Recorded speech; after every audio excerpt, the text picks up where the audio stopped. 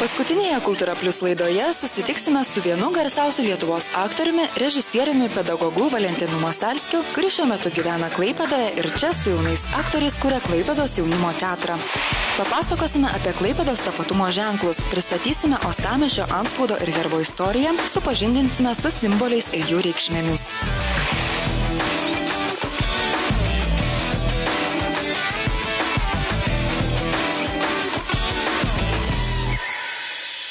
Sveiki! Šiais metais paskutinį kartą su jumis sveikinasi laida Kultūra Plius. Mes susitiksime su dar viena labai žymia ir garsia asmenybė, papasakosime dar vieną Klaipėdos miesto istoriją.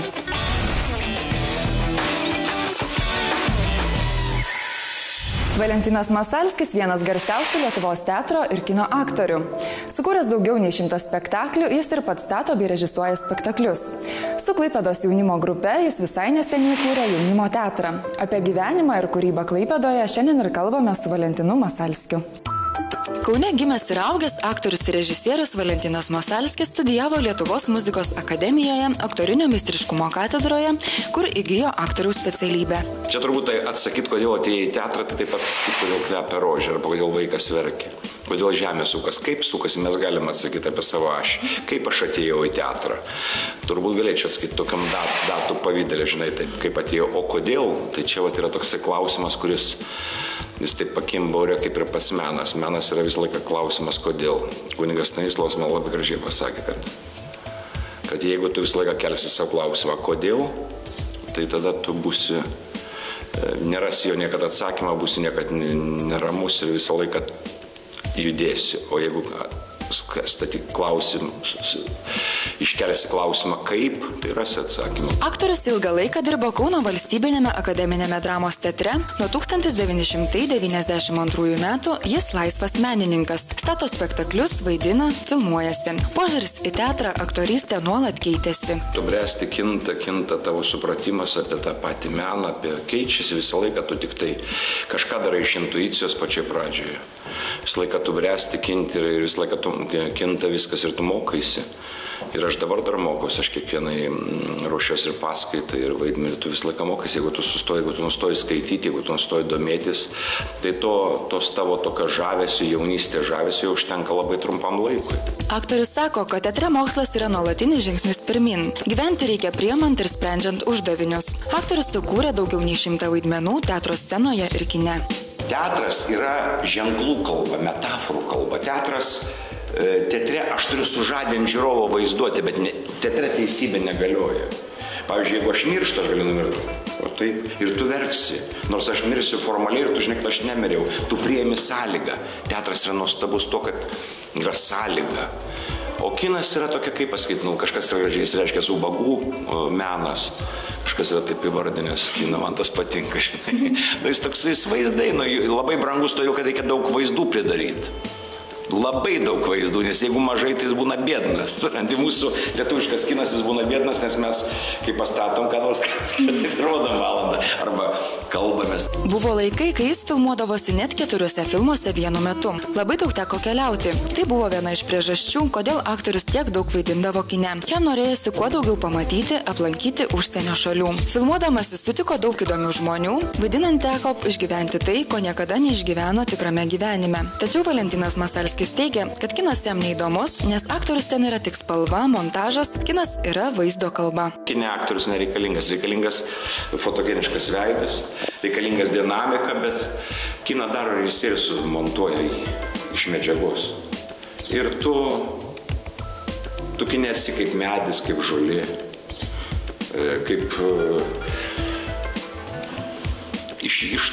kinas yra vaizdas. Nors Valentinas Masalskis baigė aktorinio meistriškumo kursus, jis sako, kad antrosios jo gyvenimo pusės pašaukimas yra režisūra. Labai daug reikia, kad galėtum režisuoti. Ir aš ją pradėjau labai vėlai ir ilgai pradėjau anksti, galima skaityti ir vėlai, nes kai atėjau į teatrą, mūsų pokalbį užkulisį, kaip galima būtų suvaidinti su Juronytė, su Baukutė, su Raubaitė, su Valašinu, su Geniu amžinatilsiu, su Voščiko amžinatilsiu. Mes kalbėdom su Kurausko amžinatilsiu. Tai buvo pokalbė apie tai, kaip pernešti jums žiūrovui vaidmenį ar spektaklį. Tai kurdavom ant suoliuko mieste dėl to, kad tu turėjai kurti, spektaklį nebūtina sukurti scenoje. Jį reikia sukurti pirmiausia galvojus, pirmiausia jis turi vaizduoti į tavo gimtį. Režisierius anot Valentino Masalskio yra profesionaliausias žiūrovas, kuris gali prikibti prie bet kokios detalės. Režisierius yra tas, kuris užuodžia galutinį rezultatą, kai bus visi paveikti. Jeigu iš salės 100 žmonių, jis turi paveikti bent 99. Kad jie visi, taip paskaičiuot, kad šitas ženklas bus suprastas ir jisai veiks juos. O dabar po tos minutės taip kūriamas, kaip kompozitorius kūrė, žinai. Tas jis irgi tą patį galvoja, kad toj vietoj turi būti pauzė, toj akcentai. Jis teigia, kad šiandien teatras turi būti kitoks, nes kitokia yra ir publika. Žmonės yra persisotinę informaciją. Vienas iš dabartinių režisieriaus uždavinių, atvedusi jį į Klaipėdą, yra visai neseniai suburtas Klaipėdos jaunimo teatras. Atvažiavom todėl, kad pirmiausia, kad pasiūlė Danutė Vaigauskaitė ir Klaipėdos universitetas pasiūlė mums išlyginamąsias studijas, ko nepasiūlė joks kitas universitetas. Ir Vilniuje yra perkrautas miestas, perkrautas menais, perkrautas. Jis yra jau persotintas ir dėl to reikia atgaivinti šitą, į tokį nuostabų kraštą, kaip šitas kraštą, jį reikia atgaivinti, reikia kažką sukurti tokio labai specifinio jam, kad jisai ir kino meną, ir reikia, kad jisai dėl to, man atrodo, tai yra labai, labai esminės tokios užduotis didžiulės, kurias pradėti galbūt ar mums pasiseks, įvykdyti jų nepasiseks, pradėti, kažkas tęs tas užduotis. Klaipėdoje režisierius jaučiasi labai gerai, jam čia ramu, gera. Režisierius mėgausi jūrą, nuostabia gamta. Čia nėra ir tokio skubėjimo kaip Vilniuje. Pabundi ryte ir žiūriu langus, priešais mane Naujų rajono langai, tai žiūriu langus, taip iki 8, keli užsidega langai, aš matau, kiek ten nukraujuota. Miestas nukraujavęs yra. Jis yra labai nukraujavęs ir užsidega keli langai, reiškia palauk, tai kiek žmonių tada eina į darbą. Ir paskui jis neužsidega tie langai. Ir ne dėl to, kad jie taupo elektrą. Ir taip ir aš matau, kad jisai yra venose neina kraujas. O tai yra socialinė liga. Ir jeigu jo nebus, jeigu mes neįsim viens į kitą, jeigu mes bijosim viens kitą, jeigu mes nerasim to kontakto, tai mes turim nebijoti, mes turim galvoti, taip, jūs turite suprasti, kad mes dirbam, kad tas menas skirtas bus žmogui, tam mes biškai kažkaip, aš dėl to labai noriu grįžti prie to, sakau, man tas pasakymas Brechto, kad visi menai turi tarnauti vienam svarbiausiam menui gyventi, man atrodo, yra esminis. Jaunimo teatrą sudaro grupė jaunų aktorių atvykusių studijuoti išlyginamųjų magistrantūros studijų iš Vilniaus ir antro kurso Klaipėdos universiteto studentai. Jie sukurs teatrą. Nėra Masalskio teatro, nėra kokios kitos pavardės teatro. Jie turi išmokti susikurti teatrą. Aš juos mokinu dabar ne vaidmenis kurti. Nuo pat pirmo kurso aš juos mokinu kurti teatrą lygioje vietoje. Iš kėdės, iš žmogaus bendravimo, kad būtų teatro sąlyga labai paprasta, publika ir tu. Ir tu turi paveikti priešais mane žmogus ir aš jį turiu paveikti kažko tai empatiškai, apkrėsti jį, ar pralinksmint, arba nuliūdint, arba užpykint turiu. Dėl to tai yra empatija tik tai, perduot emocijas, bet ne informacija teatro vieta. Jauni aktoriai Valentino Masalskio kurtame jaunimo teatre nuolat ieško teatro, gebančio sudominti žiūrovą. Kurdami jie nebijo kartais netikėtų, originalių sprendimų tiek formos, tiek turinio aspektų. Ši paieška apjungia ne tik tradicinę dramą, bet ir muziką, judesį, ritmiką, šviesos meną. Klaipėdos jaunimo teatras eis tokiam 2 kryptimais. Viena kryptis bus tokie muzikiniai. Muzika, dainavimas, ritmas, šokis ir teatrinė kalba, teatriniai ženklai be tekstų. Bus istorijos, bet be tekstų. O antra mūsų pusė grinai tik tai lietuviška dramaturgija šiuolaikinė, ką rašo jaunas žmogus. Mums labai svarbu vėl atrasti ryšį tarp publiko, tarp jūsų publikos ir tarp mūsų teatros, kad teatras kalbėtų tai, kas jums skauda ir kas šiandien žmogus skauda, bet neinterpretuot, atsibodo žmonėms interpretacijos. Valentinas Masalskis džiaugiasi miesto politikų valdžios palaikymu, kurio, sako, Vilniuje tikrai nebūtų gavęs. Žinoma, už viską miestui ir jo žmonėms jaunas, energingas ir idėjų nestokojantis teatras atsidėkos kurdamas ir pristatydamas premjeras. Norint daryti tokius darbus negreito produkto, kurie yra profesionalūs, sunkiai padaromi. Tai jie reikalauja minimalaus duonos kąsnio. Niekas neprašo daug, bet minimalaus menininkų reikia, kito kelio nėra, suprantis paskui. Minimalaus, o paskui prisidurt kažką. Menininkas turi būti alkanas, jis neturi sotus būti, jis negali būti sotus, jis negali važinėti prabangiom mašinom. Jis tada dingsta menas, kaip paklaustų Afanasjevas, kaip važinėsime. Jis turi būti kažkiek alkanas, jis turi būti kažkiek visą laiką lengvam, nepritekliam, nes tas priteklius jį taip pat padaro pasyvų. Apskritai teatras anot režisieriaus šiandien yra labai pasikeitęs. Šiandieninis amžius yra griūvančių formų amžius, kai griūva šeimos, valstybės, yra asmenybės. Žmogus yra toks, kokio reikalauja rinka. Dėl to griūvančio ir toks turi būti greitai kenčiantis, turi labai judantis teatras, turi būti labai dinamiškas. Turi sukurti formą, sudaužyti ir išeiti. Turi jo akyse, turi atsirast griūt. Dėl to labai atsirado daug formalizmo, atsirado daug video ant scenos, atsirado daug visokių nesąmonių, kad tik tai žmogui mirgėtų akyse, sakykime, ne? Bet prasmingas griuvimas, prasmingas formos sukūrimas ir jos sugriuvimas. Tiesiog tu montuoji tam akimirką žiūrovo sąžinę ir tuo intriga atsiranda. Menininkas yra šauklys, jisai praneša kažkokią naują žinią, jisai skelbia, taip, sakykime. Bet tik, kad jau jisai pakitęs publiką, taip, aš, pavyzdžiui, matau devalvavusi žodį teatre, aš matau, kad žodžiu nebepriveiksi žiūrovo, kad jam nebeįdomu, kad jis nebenori nuspėti siužeto.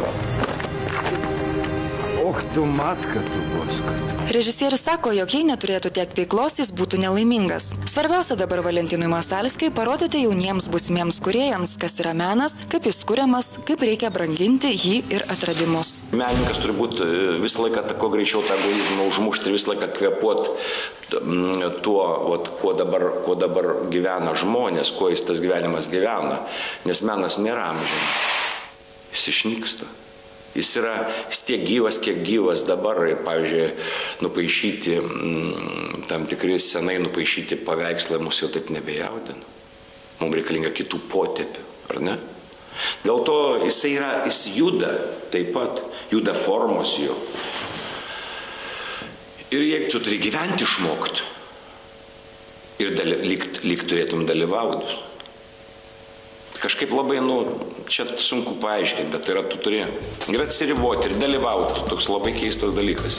Ir žinoma, pagrindinis jo siekis, kad šiame krašte atsirastų teatras turintis jaunatvišką veidą, kuris belstųsi į žmogų, jaudintų jį, neramintų. Kiekvienas kūrėjas kūrė taip, kaip jis matė, kaip jisai suprato pasaulį savaip. Artimiausiose planuose režisierius pats norėtų išeiti į sceną kartu su jaunaisiais aktoriais, kad pasidalintų savo patirtimi, pabandys prisiliesti ir prie operos ir, žinoma, įvairūs miesto renginiai neliks be šio teatro pasirodymų.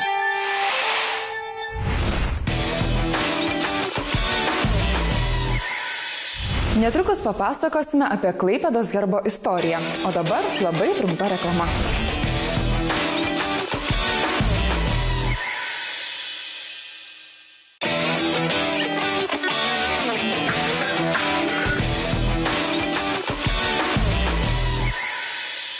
Jau 12 amžiuje Europoje susiformavo herbų naudojimo tradicija.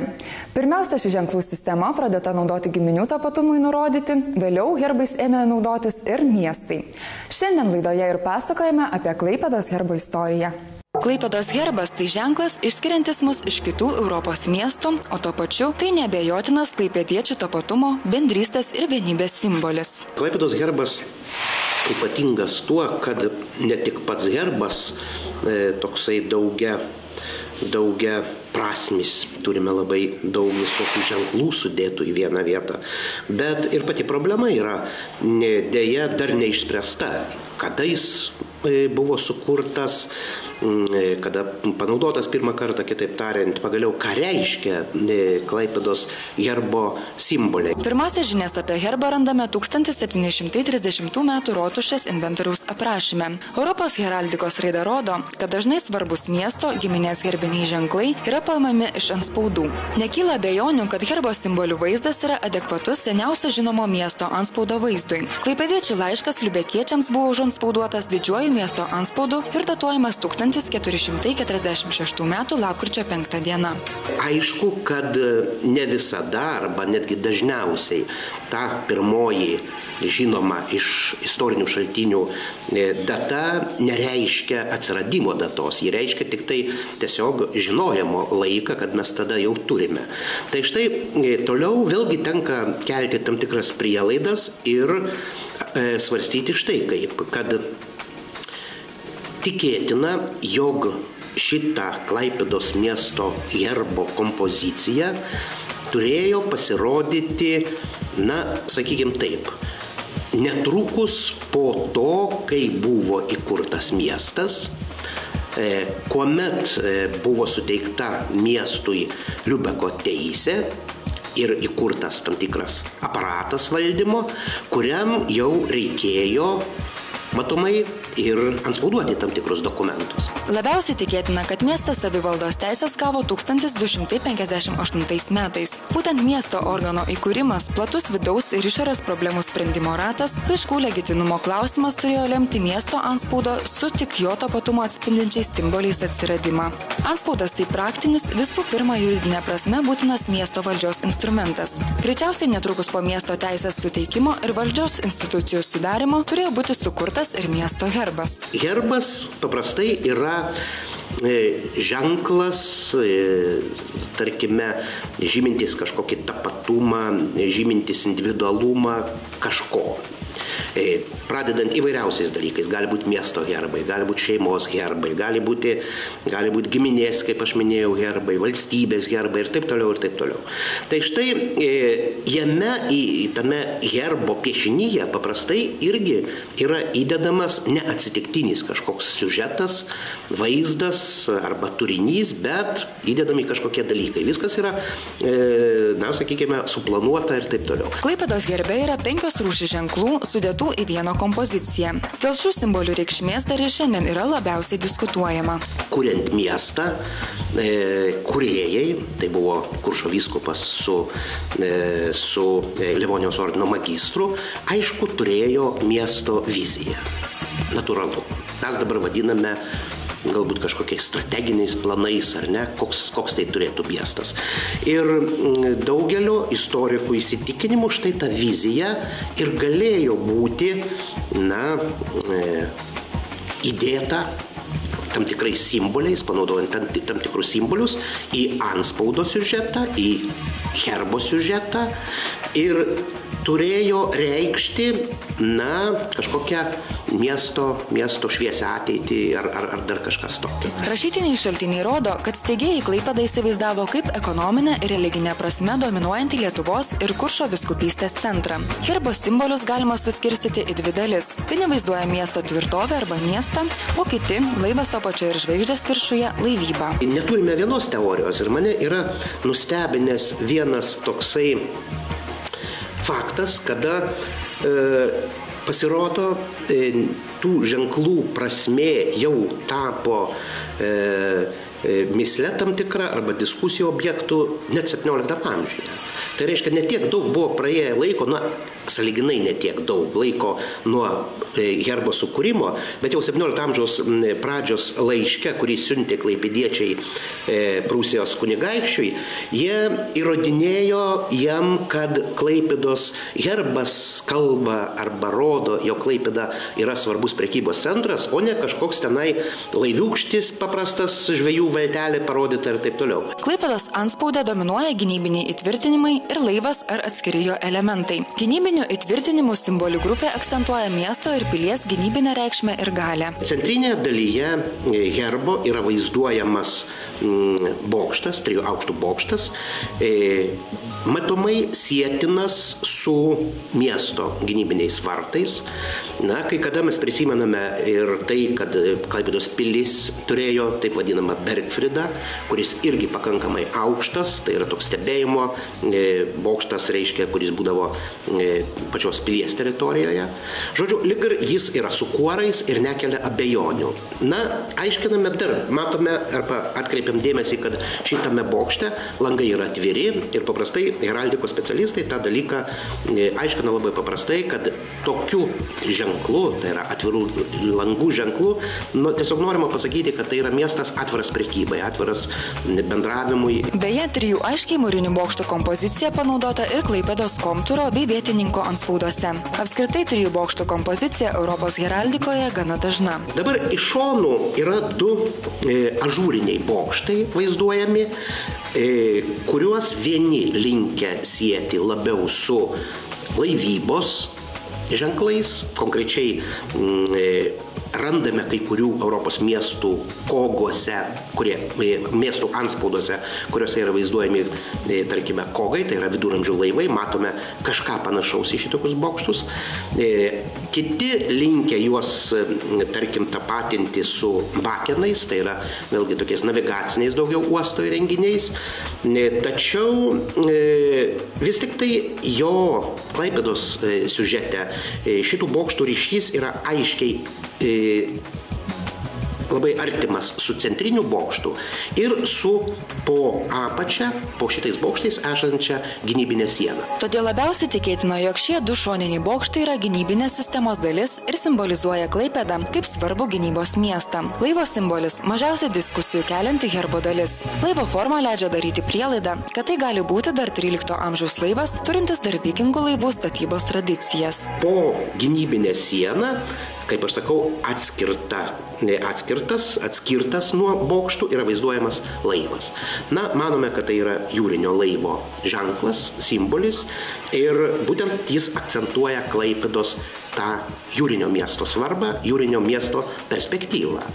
Ir aš dar grįžtu prie to, ką sakiau, Liubeko teisės, kaip tik, tarkime, tokias, kurias gavo Klaipėda, jos kaip tik yra orientuotos į, tarkim, perspektyvą jūrinės prekybos, Baltijos prekybos perspektyvą.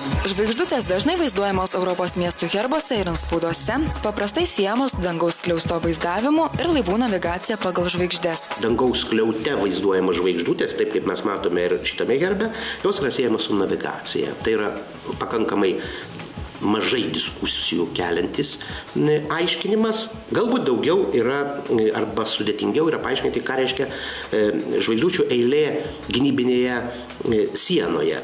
Tiesiog primena frizą, primena kažkokią architektūrinę detalę, architektūrinį sprendimą. Šis herbo ir antspaudo ženklų aiškinimas yra vienas iš daugelio ir konkrečiai nustatyti simbolių reikšmes galėtume tik tuomet, jei atsirastų juos aprašantis dokumentas. Herbo spalvos yra žinomos. Raudoname fone pavaizduoti geltonos spalvos simboliai. Šios spalvos labai plačiai paplitusios heraldikoje. 1730 metais šitos spalvos yra paminėtos ir nekelia abejonių.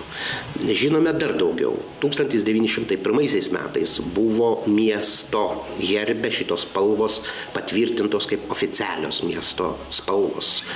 Nežinau, kodėl dar kartą reikėjo patvirtinti, bet mes tokią turime žinią. Dabar, kada tai atsirado? O čia jau yra klausimas. Čia iš esmės yra klausimas toks, kad jeigu mes nustatytume, kada herbas pirmą kartą buvo panaudotas, tuomet be abejo, mano supratimu, spalvos ir turėjo atsirasti. Heraldikoje geltona spalva reiškia kilmingumą, protingumą, dorumą, raudona – drąsą ir meilę. 19 amžiaus 20 amžiaus pirmosios pusės šaltiniuose galima rasti įvairių herbo interpretacijų, tačiau tai galime traktuoti kaip kūrėjų meninės paieškas. Dabartinis Klaipėdos miesto savivaldybės herbas buvo atkurtas 1992 metais. Per 7 ir daugiau 100 metų Klaipėdos herbas šiek tiek kito. Keitėsi, sakykime, pati stilistika. Aš turiu galvoj, ne elementai keitėsi pagrindiniai, bet vaizdavimas bokšto. Jie, tarkime, galėjo būti labiau stilizuoti, galbūt lyginant, tarkime, pirmuosius pavyzdžius ir vėlesnius. Tai čia man nuostaba šiek tiek kelia tas faktas, kad net sovietmetyje iš esmės šitas siužetas Klaipėdos antspauduose ar Klaipėdos herbe buvo išlikęs. Šiandien herbą galima pamatyti ant Klaipėdos miesto rotušės ir ant Tiltų gatvėje esančio 1 numeriu pažymėto namo fasado. Klaipėdos tapatybės simbolį galima pamatyti ir Mažvydo alėjoje ar miesto savivaldybės dokumentuose.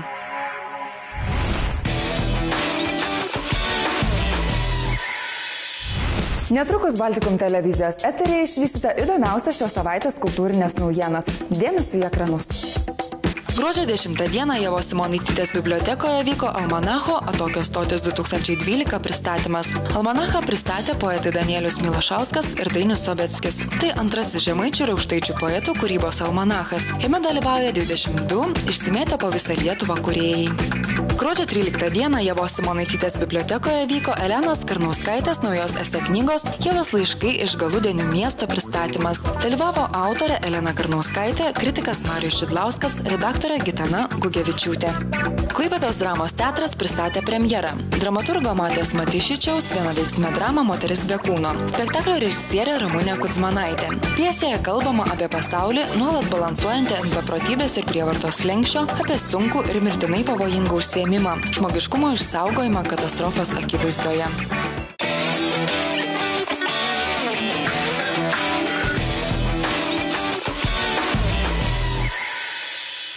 Praėjusioje laidoje uždavėme jums klausimą, kaip dar vadinamas 20 amžiaus 8 dešimtmetis Klaipėdoje. Į šį klausimą teisingai atsakė mūsų laidos žiūrovė Rima Pranskienė, kuri pastebėjo, jog šis laikotarpis vadintas Žalio era. Už šį teisingą atsakymą Rimai mes dovanojame 2 kvietimus apsilankyti Klaipėdos koncertų salėje 28 dieną vyksiančiame koncerte Virtuoziškumo žavesys. Šiandien tradicinio mūsų laidos klausimo jau nebeužduosiu. Tai yra paskutinė mūsų laida šiais metais. Kūrybinė grupė jums dėkoja, kad klausėtės įdomių pokalbių su asmenybėmis, domėjotės Klaipėdos miestų istorijomis. Linkime jums ramių ateinančių švenčių ir kūrybingų naujų metų. Su jumis buvo laida Kultūra Plius.